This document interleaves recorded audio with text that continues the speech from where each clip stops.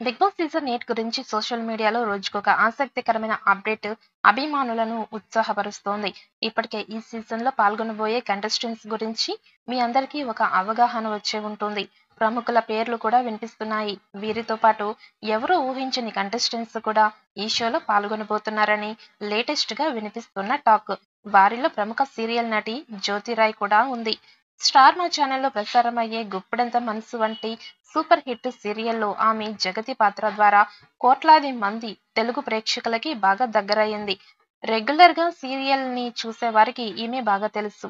అంతేకాకుండా ఆమెకి ఇన్‌స్టాగ్రామ్‌లో 5,27,000 మంది ఫాలోవర్స్ కూడా ఉన్నారు.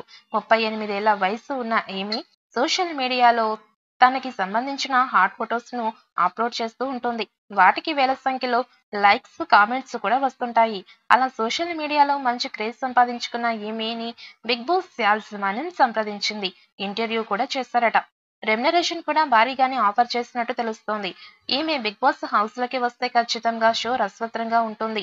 మనసులో అనిపించింది మొహం మీదే చెప్పే అలవాటు ఉండే ఈమె టాప్ 5 వరకు వచ్చినా ఆశ్చర్యపోనక్కర్లేదు. ఇకపోతే గత సీజన్స్‌లో లాగానే ఈ సీజన్‌లో కూడా గ్రాండ్‌గా లాంచ్ ఉంటుందని, ఈ లాంచ్ ద్వారా బిగ్ బాస్ గత సీజన్స్‌కి సంబంధించిన 5 మంది హౌస్‌లోకి అడుగు పెట్టబోతున్నట్టు వీళ్ళు ఈ సీజన్ ప్రారంభమైన 5 వారాల తర్వాత ఎంట్రీ ఇవ్వనున్నారు అని తెలుస్తోంది.